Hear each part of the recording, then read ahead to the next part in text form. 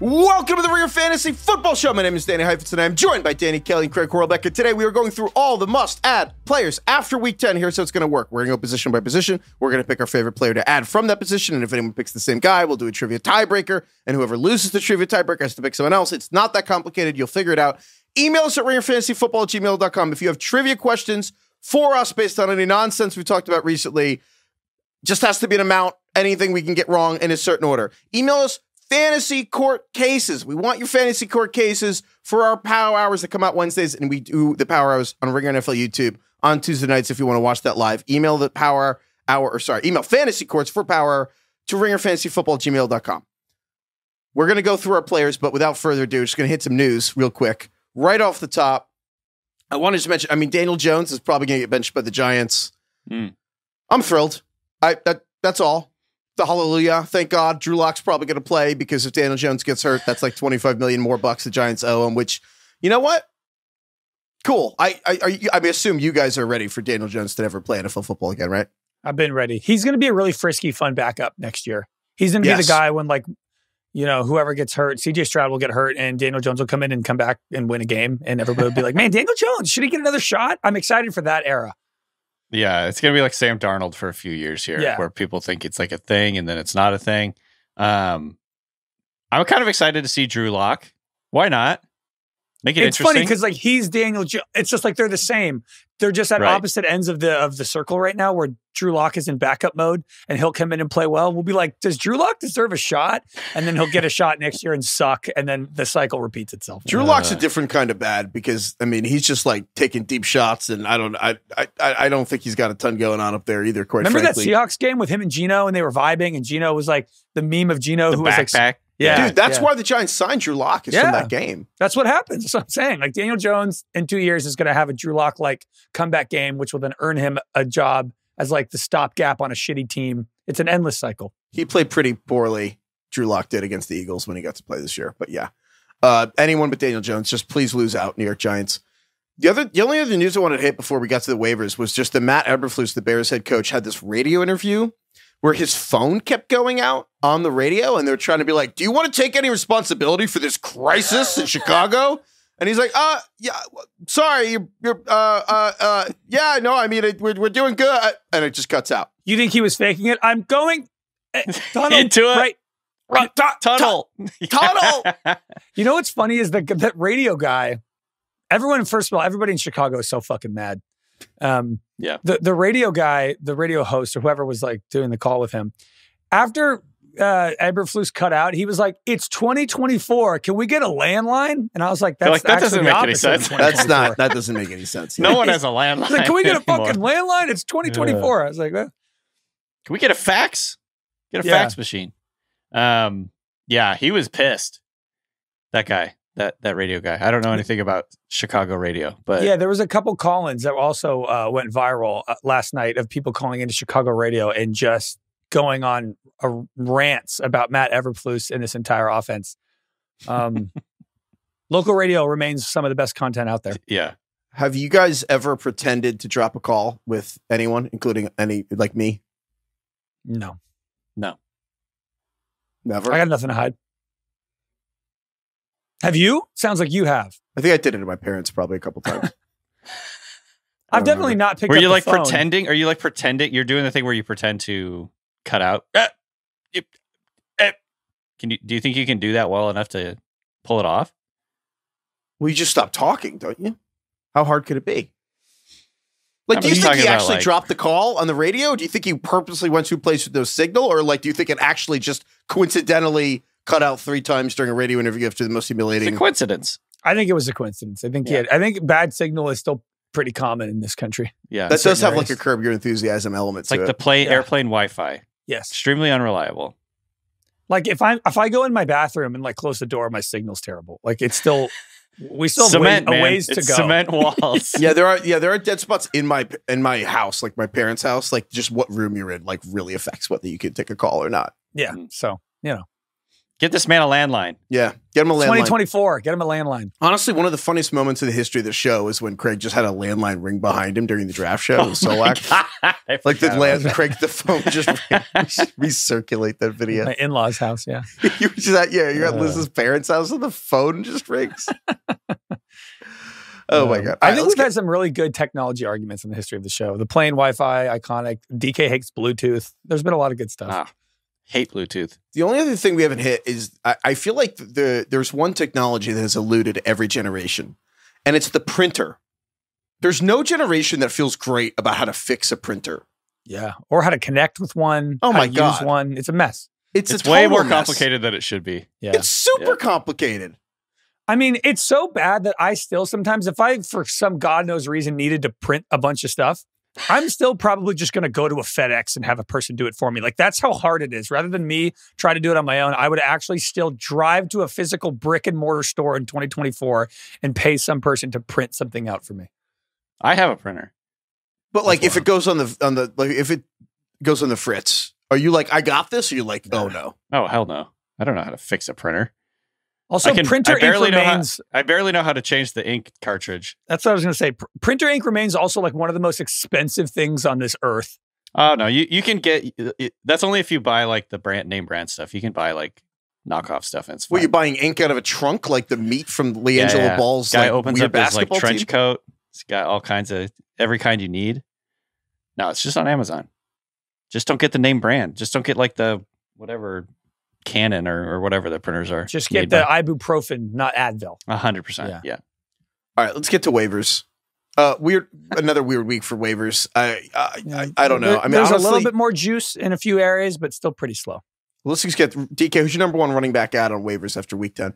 Gonna go with Audric Estime, the running back for the Broncos, who out of the blue had 14 carries for 53 yards, was the number one running back for the Broncos. Don't know if this is going to last, but I feel like you have to take a chance that it will. And so he would be my number one priority right now. Craig, same for you?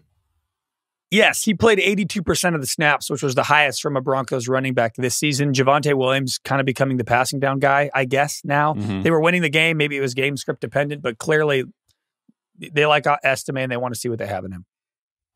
Yeah, I had Estime too. I mean, first of all, incredible name. Kind of sounds like a spy. Audric Estime. It's pretty sick. Yeah. Mm-hmm. 2, went to Notre Dame, which I just think it's funny because he went to the real one, Notre Dame University, and then they have on this team Jaleel McLaughlin, who briefly attended Notre Dame College, and I wonder if they talk about that because I think that's hilarious. But yeah, I mean, I think Audric Estime is the guy. Like, he's a rookie, and again, Javonte Williams is a free agent at the end of the season, and I very much think Sean Payton is thinking about the future, and I don't think Sean Payton wants to re-sign Javonte Williams, and I think Javonte hasn't been particularly effective either. No, he's been bad, and also I think the last straw was he fumbled, didn't he? Yeah, well, the Broncos-Ravens game, I know it ended up being like 42-10 or whatever. It wasn't very competitive, but like when it was competitive in the first half, there was like a 4th and 2 that was a pretty good play call.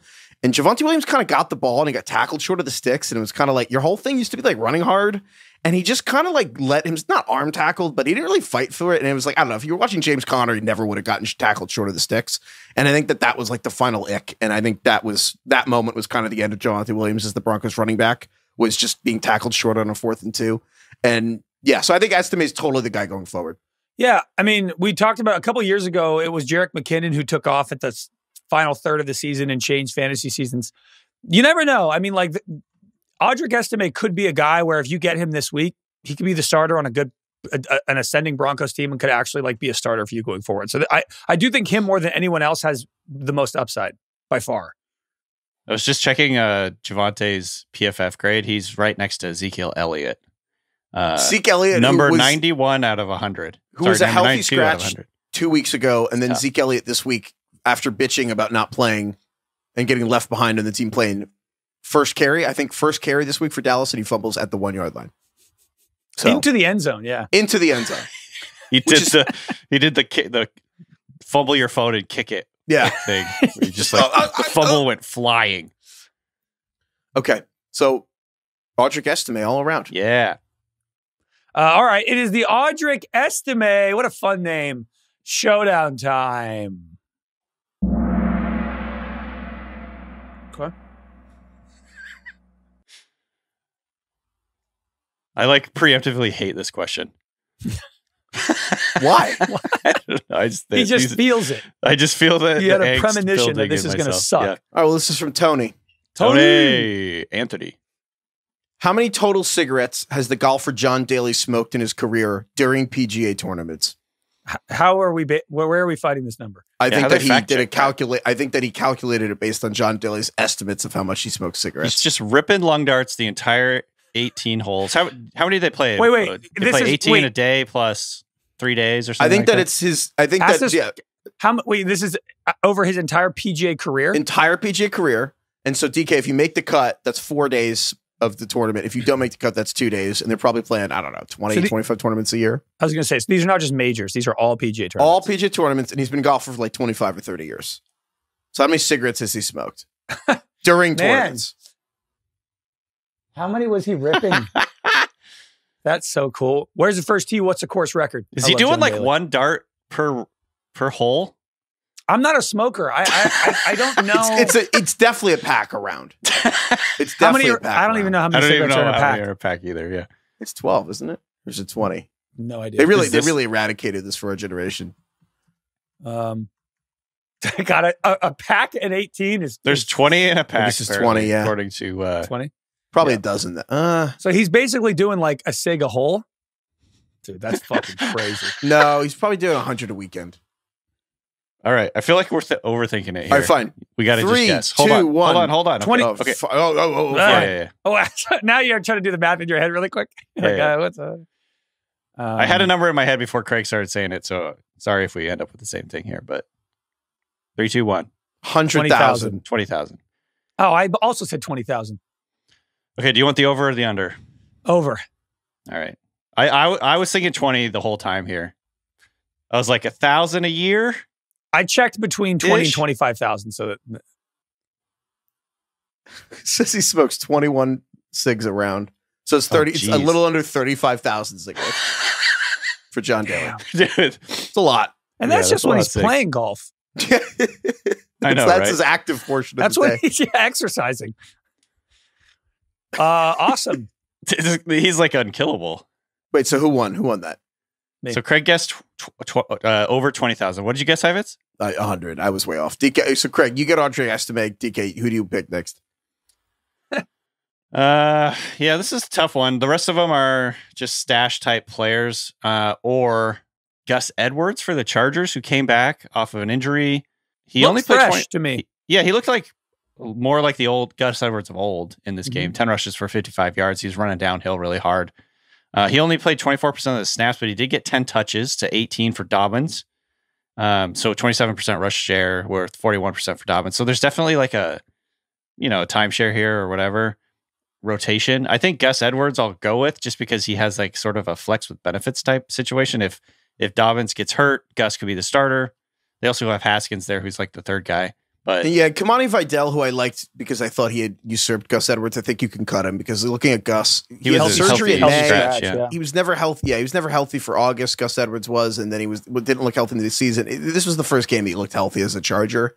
So I think Dobbins and Gus will dominate this backfield until anything happens to them. Yeah, I'll go with Gus best. Okay. And then I'll just run it back. I mean, Braelon Allen for the Jets if he's available, or like Blake Corum for the Rams. Again, boring. Like they're not going to get a ton of yards for you right now. But if you're a winning team and you want to, like, basically, taking a dart who might be the best waiver rad going forward if there's an injury. Like I still think Blake Corum, Braelon Allen. But like again, it's frankly not a lot of running backs getting hurt. Not a lot of things to make money off of. Honestly, like even Aaron Jones and Saquon are banged up this week. They go back in the game like. There's not a lot going on. Like if Aaron Jones, anything happens to him, I think Cam Akers is the backup there. But frankly, I think the defining thing for fantasy this season is the receivers are hurt and the running backs have been pretty healthy. It's kind of crazy. Yeah. The only other guy I would throw out who's on bye next week, but I think has looked better and better every week is the rookie Trey Benson on Arizona. Yeah. If James Conner has a history of getting a little banged up every year and he runs so damn hard, you can see why. But yeah, I just think Cardinals are a good team, going to be in good game scripts, going to be in competitive games every week. And Trey Benson just looks good.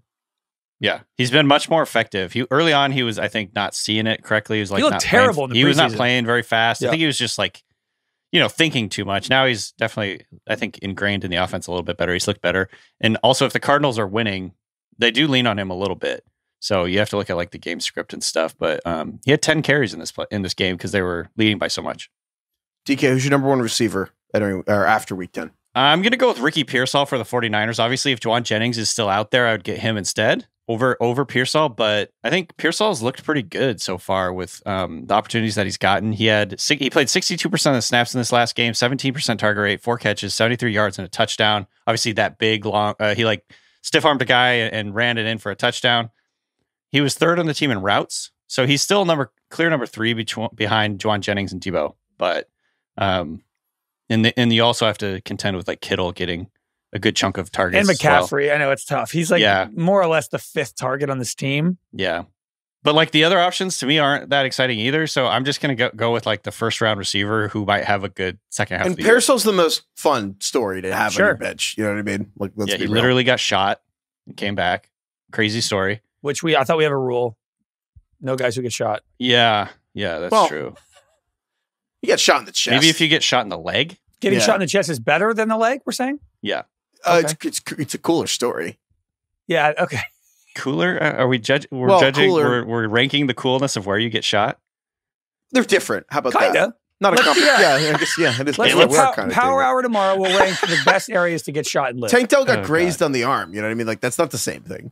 Trump took it through the ear. Is that cool? Yeah. Is it cool to get shot in the ear? I don't know. I think that's fair. It's they're all different places. Join in live tomorrow. We'll rank that. Yeah, we're gonna rank places. I don't know. I'm on the fence here. Part of me is just I don't know. Should I just take AD Mitchell or Alec Pierce, who delivers kind of? I kind of think I'm going to take Alec Pierce for the Colts because I just look at Alec Pierce. You guys are just asking to be disappointed, I feel like. Dude, but Alec why Pierce, not? 4 First games. of all, the Flacco thing, indeterminate amount of time Flacco's But it kind of doesn't matter because he's produced with Flacco and Richardson because they both take shots to him. I think it's the other way around. I think Anthony Richardson will play, and that's why I want Alec Pierce. Yeah. Anthony Richardson showed up to a practice with the Alec Pierce shirt. Flacco's already been announced as the starter for next week. By the way, you know who the Colts are playing next week? They're playing the Jets. Yeah. That is going to be an all-time disgusting game. Colts, Jets, Flacco, Rodgers. Ugh. I agree. I think Alec Pierce, again, to me is, he's boom bust. But that's kind of the point. I'm increasingly kind of fine with sticking someone in your lineup and might get 4 or 5 points because Alec Pierce is one of the few people you can point at and be like, yeah, if he gets 22 points, you're going to be surprised at this point? No. And I know he scored that touchdown with 2 seconds left in the game. It was garbage time. But the point is, both quarterbacks who play for the Colts are throwing Alec Pierce. And I don't know, at some point, we have to accept that the quarterbacks of the team like him a lot more than the spreadsheets did entering the season. I don't know if he was a player that we liked entering the season. Ricky Pearsall, I don't know. If Alec Pierce's stats went to any other receiver that we liked, Roma Dunze, we would be saying add Roma Dunze. You know what I mean? But he's Alec Pierce. I think it's a very You like him more than AD Mitchell? I love AD Mitchell. Mitchell had 6 catches, 71 yards. I think the big deal is Michael Pittman out for a while, or is he just coming back next week?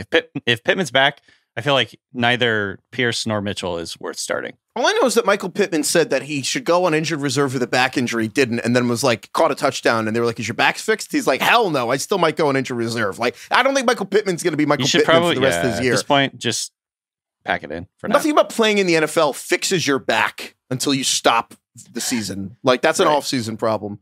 So I don't know. Alec Pierce produced when he was with, and again, I'm not saying Alec Pierce is definitely going to be awesome. I don't know. I think that there's at some point I'm going to give up on my. I hate Alec Pierce. Do you want to do a Alec Pierce showdown? I think I'm going to take. Yeah, we can do it because if I lose, I'll just take AD Mitchell, and I'm happy with that. I love AD Mitchell too, and again, this is hilarious because then the Colts are going to have 120 passing yards, and we're going to this is the dumbest thing we've ever done. Okay, let's all do it though. We'll all do the trivia for. The whichever Colts wide receiver you want, the Colts wide receiver of your choosing. It is the Colts wide receiver room showdown time. What is from Chris? Depressing. Yeah, this sucks. Trivia question. This is from Chris. Christopher. How many 12-ounce beers can the Stanley Cup hold? Ooh, good question. That is. Stanley Cup's the best trophy. Hey, Heifetz, these have been fun. Thanks. TK, you have to admit, these have been good trivia questions. Yeah, they have. Okay. If we just make all the trivia about smoking and drinking, yeah, hell yeah. Dude, John Daly's the man. Have you ever seen that video of him walking up to a clubhouse and he's like, where's the first tee? What's the course record? He's just the best. Dude, what a legend. What a legend. He's such a legend. Has there been a John Daly documentary? I don't know, but there's a whole YouTube lore for John Daly just because, the best. all those like memes are like, the CEO diet, wake up at 5, like meditate, exercise. And John Daly is like literally the exact opposite. Yeah. Just like crushing 12 Diet Cokes and 2 packs of cigarettes every single day, shooting he's teed off just smoking a heater, right? Like just in his mouth, teeing off. For sure. And then his son and him have a co-NIL deal with Hooters. Oh my God. His son's a college golfer and has an NIL deal with Hooters with him and his I will dad. say, I do think there is a sweet spot with golf. Like 2 to 4 drinks, I'm at my best. Yeah. It's like pool. I'm so much better at pool when I'm a little buzzed. A little loose. Beer pong, same way. Thinking about it. Yeah. Clear-minded. Damn, should we power rank the best sports to play buzzed? That's also good. Yeah. Okay, how many beers can fit in the Stanley Cup? Stanley Cup's big, dude. I've never seen it, really.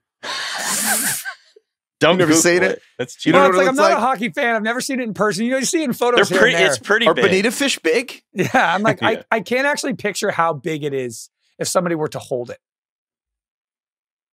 Fuck. Okay, I think I have an idea. I think I have a number in my head. All right. Nice. 3, 2, 1. 36. I said 100. Maybe too high. 100? I just pictured how many 12 packs could I put in the cup.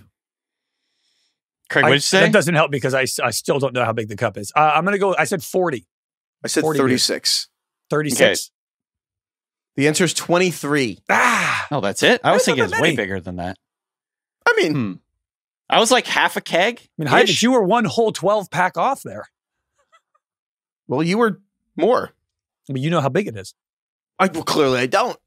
What you said? There's 165 cans of beer in a keg. It is such a better tradition than any other sport. The idea that every player, the team gets it for a week and they parade it through their like small 5,000 person Letterkenny town in Canada, and they just bring it and they do whatever with it. But also that thing's probably seen some shit.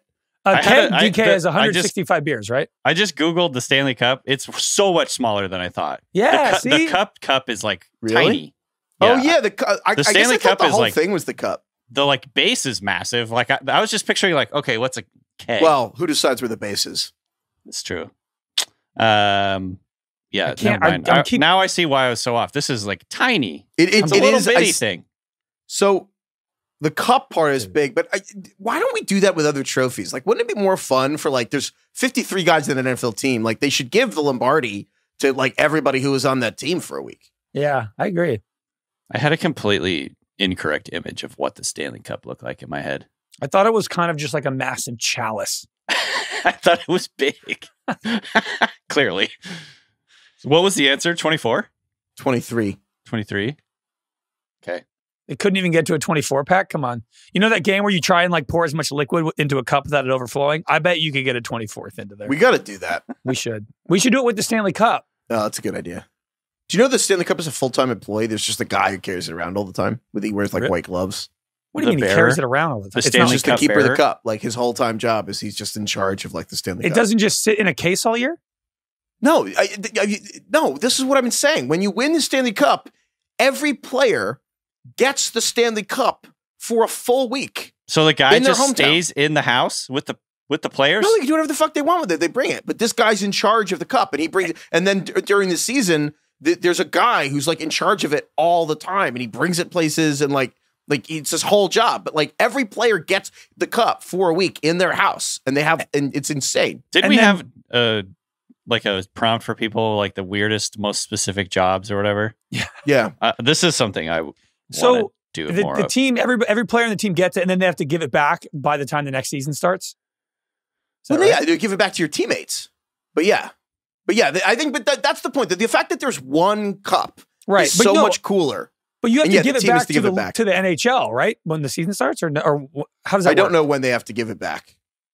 I don't know. Emails at Ringer Fantasy Football. I'm sure there's a lot of ghosts right now who are yelling, who love hockey. Emails at ringerfantasyfootball@gmail.com to explain our ignorance of the Stanley Cup. I have watched less than 3 full hockey games in my life. Playoff hockey is the best sport. Playoff hockey is actually very like a fun drug. To watch, yeah. And if you go to a playoff hockey game, it's the only sport where no one's on their phone at any point. That's because the puck is so goddamn small. You got to be watching the whole time just to see where it is. That's my biggest issue. I genuinely cannot see the puck when watching hockey. I think it's like a massive issue. That's my puck, baby. Like, you don't know when they score a goal until the light goes off. Like, isn't that weird? I just wait for the light to go off and I know if they scored. That's not great design. Well, I mean, once you think about, I mean, you start pulling on that thread, and it's like you have 65-year-old men like deciding with a chain whether Zach Ertz's got a football or got a first down or not. You know, I just think it's weird. I guess that's like we don't know what a catch is, and you have to like zoom in. But it's just weird that I'm like, did it go in or not? Oh, the light's red. I guess it did. Well, that's what the light is for. Email, I'm sure. And again, if you don't know what we're talking about, ghosts or I mean, it's because podcasts we realize that's what the light is. That's true. I mean, you can't refute that. I just try and figure out where the puck is until the light goes on. And then I'm like, oh, somebody scored. Well, this reminds me of like when you're watching football, it's wild to me that you don't see all the players on the field at any given time. Yeah, like, that's It's like too zoomed in. Yeah, I'm like, you can't tell what the fuck is going on. The Amazon Prime Vision, that where they just have that angle that's like slightly more zoomed out and you just see the safeties, it's like completely different. And I'm like, no one knows what safeties are doing like the whole game. I know, I never know what they're doing back there. Just hit the little 0.5 and you zoom out and you're like, oh, like just do that with all the broadcasts. It's crazy. What I do love with hockey highlights, like SC Top 10 are so fun because it's slow-mo. They got the good camera angle. You can see the guy going through his legs and going right around the goalie. That's awesome. I just can't I can't keep up with it live. I needed slow-mo. Again, I know that we have a lot of new listeners. We call people yelling at us ghosts because someone told us once that the closest you'll ever come to being a ghost is listening to a podcast where they don't know the answer to something and you do, and you're yelling it and they can't hear you. And that's like, so anyway, I know there's a lot of ghosts. Email StarterFantasyFootball@gmail.com if you're infuriated by this hockey conversation. Anyway, what the hell are we talking about? Someone gets a receiver. Who are we talking about? So I took Pearsall. Oh, sure. You get Ricky Pearsall. No, I did not win. To be clear. Oh, no, Heifetz won. I won? I guessed way too high. I won. So I get Alec Pierce, and DK gets Ricky Pearsall, who I also like, and then Craig, you get AD Mitchell, I guess you're basically saying? Yeah. Okay, so then other receivers, I would shout out John Mechie for the Texans, but realistically, Nico Collins is probably going to come back soon, so I don't think you want to be betting on John Mechie, even though a very awesome story. He had cancer his first season, and it's really awesome that he's playing. Xavier Legette for the receiver for the Panthers, 5 catches, 74 yards, a touchdown. Oh, no, sorry. Coker. That was what John Mechie did. But Xavier Legette, once again, just pronouncing German words and eating German food. There's no more entertaining player in the NFL than Xavier Legette. Can I throw Mike Williams out there? Of course. Yeah. Of course. He only played 12% of the snaps and ran 7 routes in this last game, but obviously they just traded for him, so he was just ramping up. I think eventually he's going to be the number 2 next to Pickens. He needs to take over Van Jefferson's role. So in order to be all relevant. of us just looking at Marquez Valdes-Scantling, who had 109 yards and 2 touchdowns and was like the number 2 receiver on the week, and be like, nope, not for me? Correct. Yes. All right, cool. Great. I will also toss out Keyshawn Boutte on the Patriots. Ran around on every single Patriots pass. With Drake May, he's been a lot better. 6 targets in 3 straight games. His target share is going up. Like, he is becoming the guy who is on the field the most and getting the most targets on the Pats. I'll also say if you're in a PPR league, you could do worse than Elijah Moore. I know he had a bad game versus the Chargers, but the Chargers defense is good. And so I'll just, tight ends, disgusting. But yeah, DK, who's your number 1 tight end after week 10 for waivers? This is Mike Gesicki? I don't know. It's tough because there's a bunch of guys who could have paths to playing time. Dawson Knox for the Bills, if Dalton Kincaid is out for an extended period of time, would be an interesting one. I think you get like the normal suspects or whatever, the usual suspects, Zach Ertz, Theo Johnson. Revenge game for Zach Ertz for Philadelphia. That's right. But if T. Higgins misses time, this is a contingent, but if T. Higgins misses time, Gesicki is the guy that you want. I don't think and this of course is the most Taysom sound. Hill is still out there, but I'm gonna go with Gesicki. It's not the most sound strategy, but frankly, it's a lot of good games next week. And having a tight end who like having skin in the game, if that's something you care about, because frankly, we're like flipping a coin with all this stuff anyway. Mike Gesicki would be a Bengals Chargers. And Mike Gesicki's, has as much of a ceiling as any of these guys. Zach Ertz will be Thursday Night Football, Washington Eagles. And also Dawson Knox, you mentioned as Kincaid's out. That Bills Chiefs next week. So like, if you're basically like, well, I might as well stream a tight end in a good game instead of a shitty game, like, you could do worse than picking one of those dudes because they're all really actually entertaining. And then we're recording this before Monday Night Football, but if Jonnu Smith somehow has like a huge game, sure, go for Jonnu Smith. I will stick with Gesicki. I'm doing Zach Ertz, dude. I'll just do Zach Ertz. Revenge He's going to get you the most 4-catch, 31-yard. I know. I thought you wanted guys who could pop off. Isn't that Gesicki? Fine. Fuck you. I'll do Gesicki. Fine. Just saying, using your own knowledge. Fine. Fuck off. I'll do Gesicki. Look, we're all fickle human beings here. Just fickle. We're following the Heifetz strategy. Fine. Gesicki. All right. Okay. This is from Whoa. Heifetz. How dare you disrespect Mike Gesicki? It is the Mike Gesicki who's like a top 5 tight end when T. Higgins is out. Showdown time. The Gesicki gritty. How many cigarettes could John Daly smoke while holding the Stanley Cup full of 23 beers? So this one's from Mike. Mikey. Mike. Michael. In honor of the most honorable Gerald Waynes Jones Sr., who said this week, "What about the sun? Why is no one asking about the moon? Where's the moon?" Yeah. Mike asks, more specifically, how far in kilometers is the moon from the Earth at the furthest point from the planet? I just want to say something to Mike really quick. Fuck you. This is one of those things where it's like you either remember learning this in school and it's stuck in your brain, or you didn't and you're screwed. I'll give you a different question if you want. You want more practical advice? I got more practical one here if you want. Wanted to stick to the vices. What are we doing here? Talking about the You want moon? a vice? Fine. Fine. Yeah. Screw the moon one. Fine. I'll give you a vice. Fine. What's the answer, though? I'm curious. I don't know. 400,000. Who knows? I don't fucking know. I don't know. I feel like I was going to guess like 200K. I was going to guess 100K. Fine. This one's from Andrew. I feel like Heifetz. Wait, how far is the moon? Hold on. Let me quickly look. I feel like 238. I told you, I read the ansans ahead, and so I make a guess before I read I had no idea who who Gerald Wayne Jones Sr. was. His name's Gerald? Yeah, there's a lot of guys like that. So, fine. You want a more pragmatic one while we're on the subject of vices? This one's from Andrew. Andy. So Andy's a lawyer. No, Andy's a public defender. Ooh. And he says, one of the biggest misconceptions I run into, especially with families of my clients, is burglary versus robbery. Ooh. All right. Burglary is generally entering property with the intent to commit a crime. Nothing actually has to be taken or done for you to have been burglarized. Robbery is taking something from someone by force or threat. So unless you run into a burglar, cat, or otherwise, they can't have robbed you. Bonus trivia question. He says where he practices, which I'll leave out, but where the value of what is taken determines if a theft is a felony or a misdemeanor. Yeah. What is the number of the value of what you steal? What is the number that determines the difference between you having a 12-month misdemeanor or a potential 20-year felony? Well, does that change state by state? It does. Yes, but it's the state where he's This is at. where he practices. And we don't, where you're not going to tell But there's us a threshold you hit that a 12-month misdemeanor turns into a max of a 20-year felony. What is the dollar number? Interesting. To go from misdemeanor to felony? And I guess this based off what I read about Floyd Mayweather in a story like 8 years ago. Did he get a bunch of cash stolen from him? I don't know. I read a random story about Floyd Mayweather and I'm not going to lie, I know the answer and I got really close. This is a one-time offense. It's a felony if you steal something worth this amount If or you more. pass this number, you are now looking at a felony where they could theoretically put 20 years on you. I can't tell. I could go many ways. There's actually just a prop in California about this, but the number was, I won't get into it. All right, I have no idea, so I'm just going to guess. All right, 3, 2, 1. $20,000. $9,000. I said $1,200 because low. I remember reading God, a story about Floyd Mayweather, and it was a dispute about having an iPhone. And he had taken basically it was about who paid for the iPhone or whatever. And he was being charged with potentially like a felony because he just had the iPhone. Anyway, the answer is $1,000. Fuck, I was going to guess 900. So it's like you could steal a computer and that's a felony?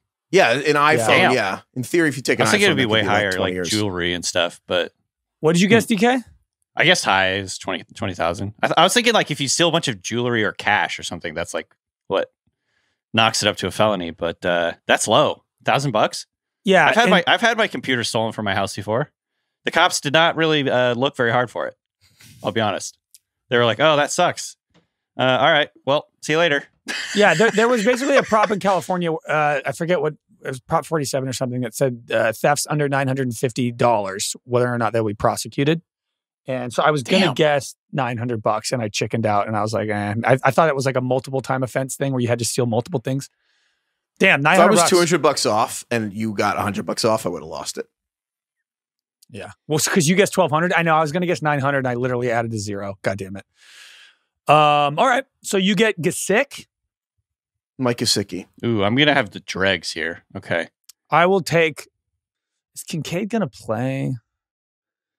I guess I could play it safe and do Ertz. Nah, I'm going to go Dawson Knox. Fuck it. All right. I'm going to go, since you're going Kincaid, or sorry, you're going Knox. I'm going to go Will Dissly. Isn't that your doppelganger? Don't you look just like Will Dissly? People used to say, before everyone started saying I look just like Tim Robinson, people would say I look like Will Dissly. I got to tell you, you don't really look like Will Dissly. All right, well, tell that to the dozens and dozens of people who have said I do. All right. I agree. I don't see it. Maybe it's just like a certain angle, I don't know. Anyway, regardless, he had 5 catches for 30 yards. He dropped a touchdown. The most important thing, though, is he was targeted in the end zone, I guess. And the Chargers are passing at a higher rate. I saw this from Nathan Yonke at PFF. Dissly has the easiest tight end schedule over the next 5 weeks. So, I mean, I'm not excited about this. I'm going to go with Will Dissly. Really slim pickings. It absolutely Taysom sucks. Hill. If Taysom Hill's out there, I'd still probably pick Taysom Hill over Dissly. But yeah, 100. We've talked about him like 12 times. So I would absolutely still take Taysom Hill over any of the people we mentioned for the upside purposes. If you need a quarterback this week, and again, if I guess if you have Kyler Murray because the Cardinals are on bye, or Baker because the Bucs are on bye, I hope you're not relying on Daniel Jones or Bryce Young at this point for Giants and Panthers on bye. But if you need a quarterback, honestly, I would add Anthony Richardson for the Colts because I think at some point he's going to come back. That's another stretch run. Like if he comes back soon, I think that you could make a lot worse decisions than Richardson. But obviously, there's if Bo Nix for the Broncos is out there, I still think Bo Nix is actually a really solid fantasy contributor now and for the rest of the season. Russell Wilson, maybe that's just asking for disappointment, but I think Russell Wilson, you could totally do worse than if you need to start this week. Obviously, Richardson is going to be a stash for later. Maybe you don't need to add him yet, but those are the two things. You need someone for this week. I would look at Bo Nix or Russell Wilson or someone like that. And not Drew Lock. And then if you want to stash for later, I think Anthony Richardson's about as high upside as you're going to find. What about Trey Lance? I would rather Trey Lance looked so bad. Also, you know what I couldn't believe? So has he ever looked good? One of the craziest stats, Mike Renner pointed this out.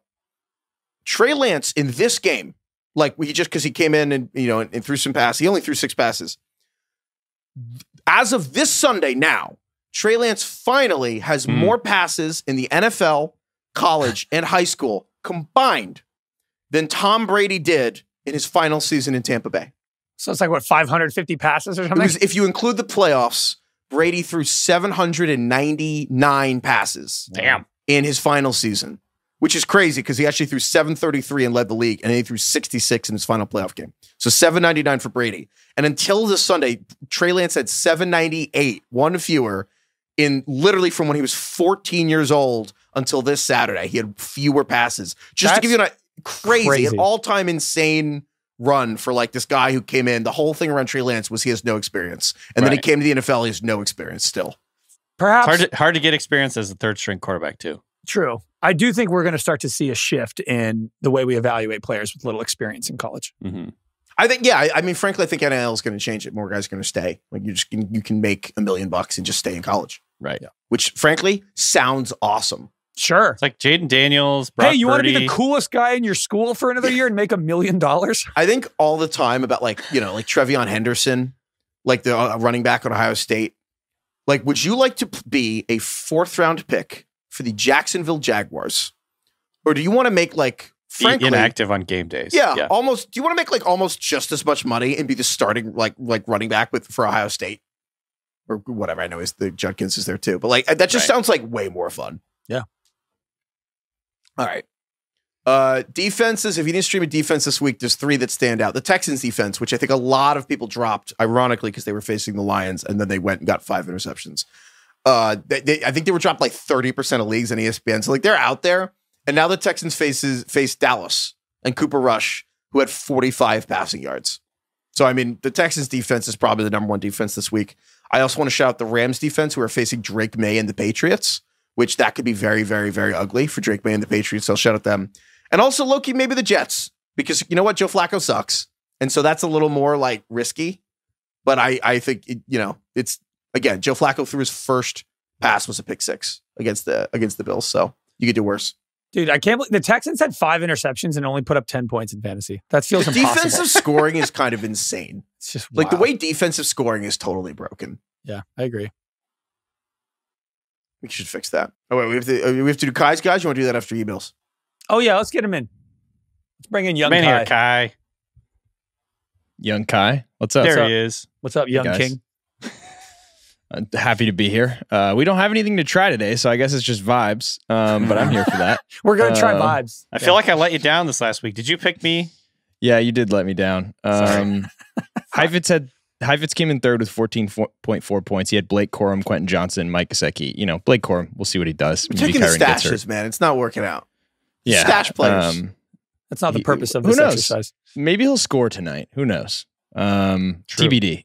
DK, I went with you. Braelon Allen, Xavier Legette, and Taysom Hill for 15.4 points. Not a bad showing. But then Craig came in first with Trey Benson, Ray McLeod, and Hunter Henry for 16.7 points. Oh, so I am sizzling this year. Yeah, you're cooking. Which leads me to my pick. I'm going to go with Craig. Good move. I need some pop. And I feel like AD Mitchell, I feel like I've been losing a lot recently. I need something that could really I need that one guy who has 16.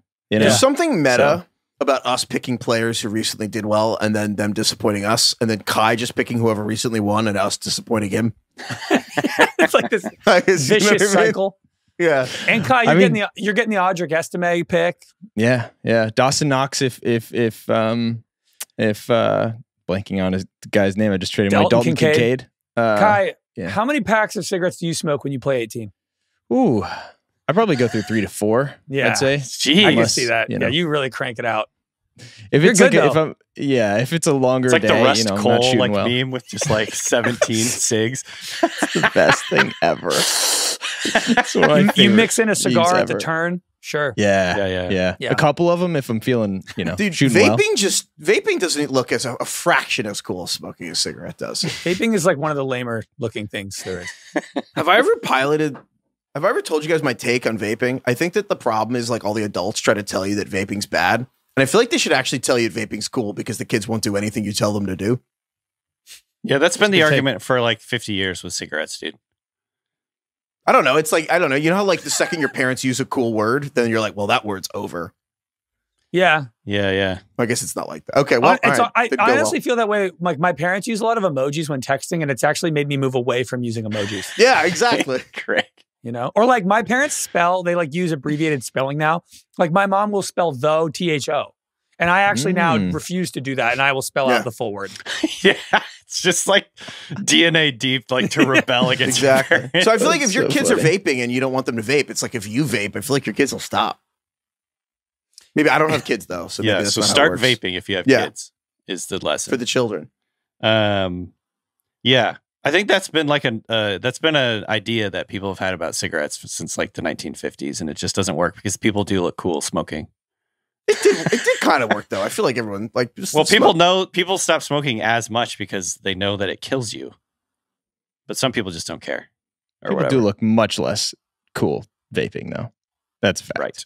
You know what I think? There was that era right around when I was in college. It was 2014, 15-ish, when there was those massive vapes that looked like a mini Stanley Cup, literally. And they look like a hard drive. Yeah, you used to it actually did. They were massive. I don't remember that. And you used to blow out pounds of smoke, and it was way too much smoke where it doesn't look cool. I think there's something about cigarettes where it's a little delicate, it's a little limited. The people who just exhale this avalanche of smoke looks so weird. It's you see people doing it in cars, and you're just oh god. It literally looks like the device that you're going to use to set off a bomb. It's just massive, and it's you have dry ice in your mouth. It's just nonstop smoke coming out.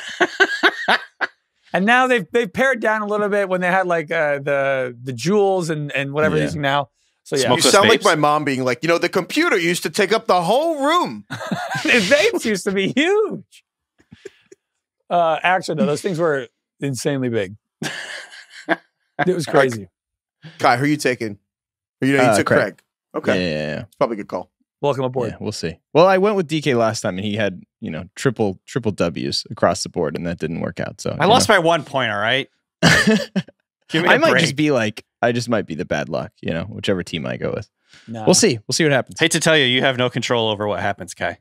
That's true.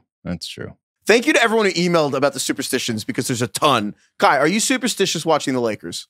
I'm somewhere in between you and Craig, I think, where it's like, I have, like, there are certain things that will, like, be like, if I did it this way, like, for example, I don't like to watch Lakers games with other people. Like, I just like to watch them alone. I don't know if that's more of a, that's more like more how you act and how you feel during a game versus you're the Michael having Scott. control You're a little over the game.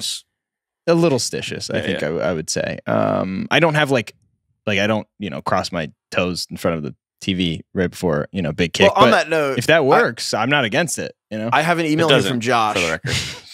I have an email here from Josh. It does work. Josh wrote in. No proof.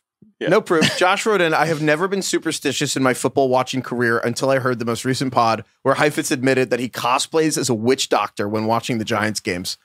And with that being said, I'm a lifelong Lions fan. And during tonight's game, I knew we needed something big to happen to pull off that win. And so when Kaimi Fairbairn, the Texans kicker, lined up to kick the game-winning field goal to put Houston up by 3 in the fourth quarter, I went up to the TV and I drew an X in the carpet and he missed the kick. And I started freaking out. Coincidence. The 58-yarder from the right hash. Okay. And Josh says, I started freaking out and I woke up my pregnant wife who was sleeping next to me on the couch.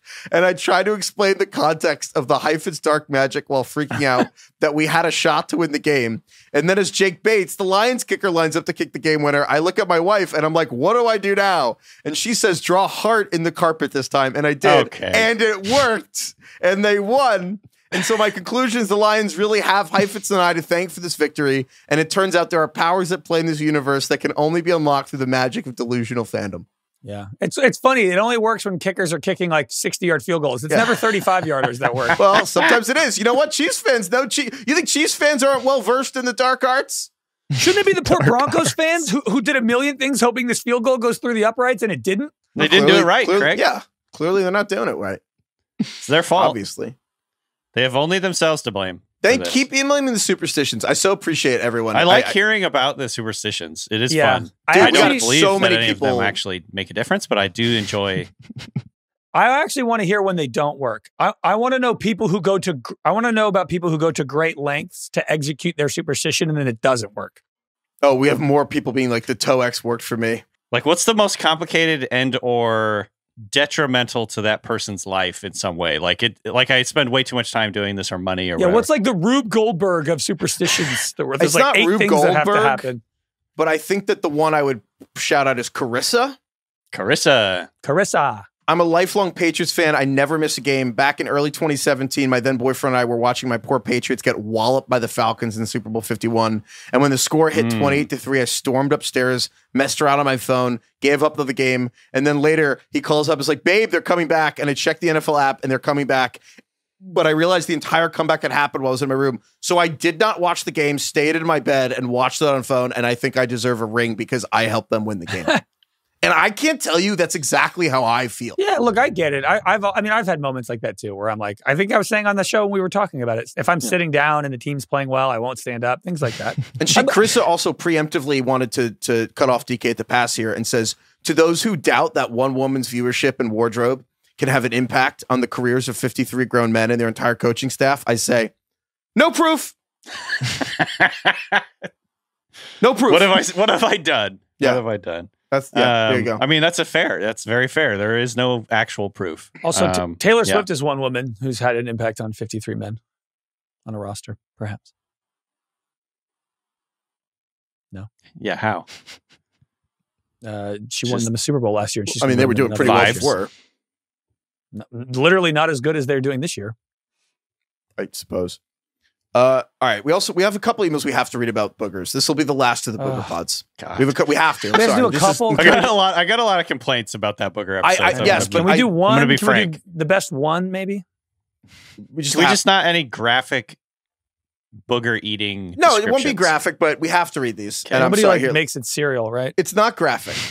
If for those listening who are debating turning it off, you want to hear this. So this is from Redacted. Okay. Bad start. But okay. I just had I'm redacting everyone unless they, I assume there's a culture of redaction here. Yeah. I just had the pleasure of listening to Monday's podcast, particularly the Booger Confessional segment. And I was telling my husband how shook I was about the number of people that emailed the show regarding how they eat boogers, because we had 35 people tell us they eat boogers. And I need you guys to know that what transpired during this conversation has forever changed my life. Uh-oh. Because my husband of 5 years, we've been together for 12 years total, admitted that he eats his boogers. Oh, no. And when I say I was shook to my core, I am still in shock. I've never seen him do it. I had never thought to ask. And thanks to your segment, or maybe no thank you to your segment, I now know this wild fact about my husband, who I thought I knew all the things about my husband. I guess not. Keep doing the Lord's work. I'm trying to decide if I was more shook hearing the booger eating stuff or finding out that people do stand up and wad wiping. Jesus, it's I think that we've exposed something that, like, there's rifts in marriages now being created from this podcast. Guy just goes, Jesus. I think that was our best poll, honestly. Dude, that really uncovered some things. We have another one here from Redacted as well. Redacted. My wife, Flex, and I were driving home last night after taking our kids on a holiday train ride. The drive was a long one, and it was getting late. And on these types of drives, you talk about anything to stay awake and pass the time. Kids are fast asleep. And somehow the topic of the most disgusting or least disgusting bodily fluid or byproduct came up. Don't ask me how. And my wife quickly assures me he was trying to convince her to do something. Yeah. Jesus Christ. It was right there. My wife quickly assures me that boogers are definitely the least disgusting thing your body makes. Which reminded me of your recent email request for Booger Eater Confessions. So I described to her the episode and explained the prompt and how 31 people emailed in to say that they ate boogers.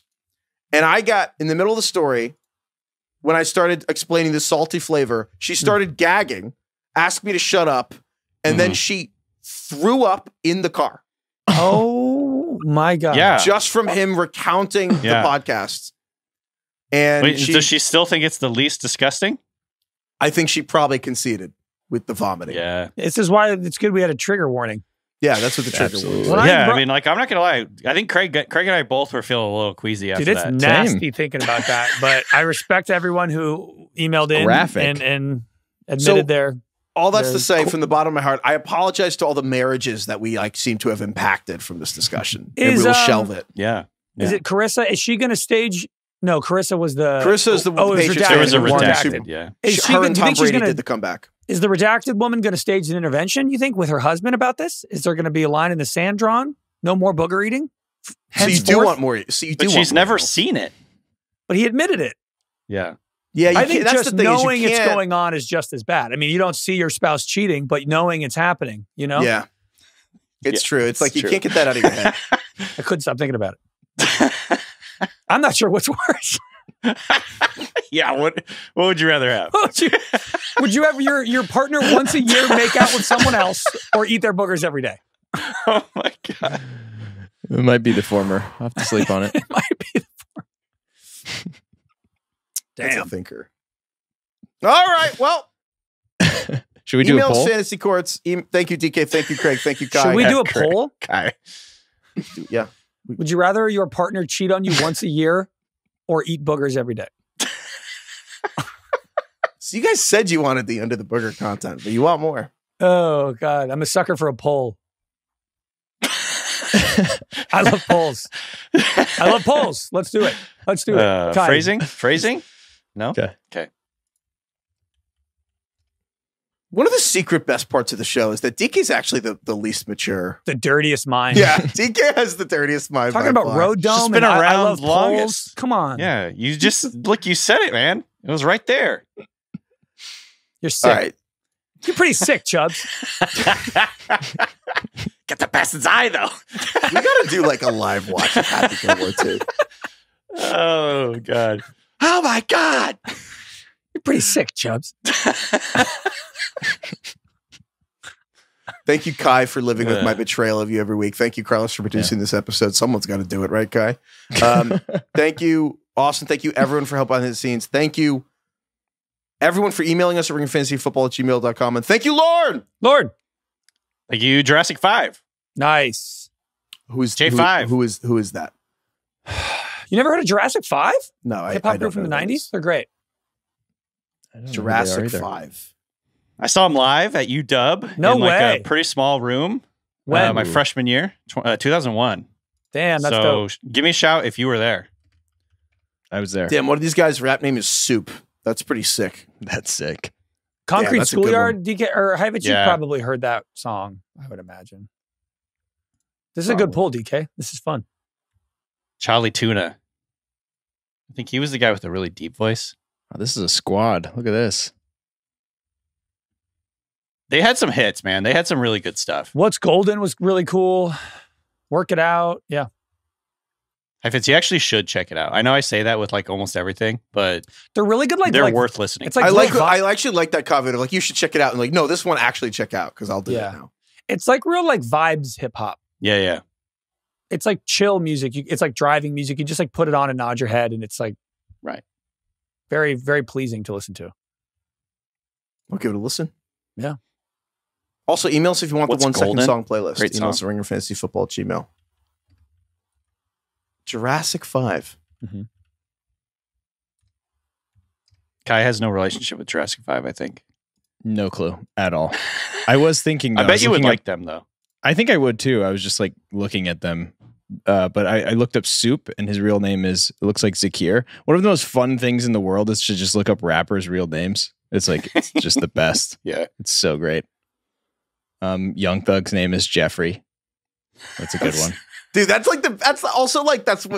why 8 Mile has such an incredible edit. Like your real name's Clarence. And it's like, honestly, So a lot of good. rappers kind of basically are named Clarence.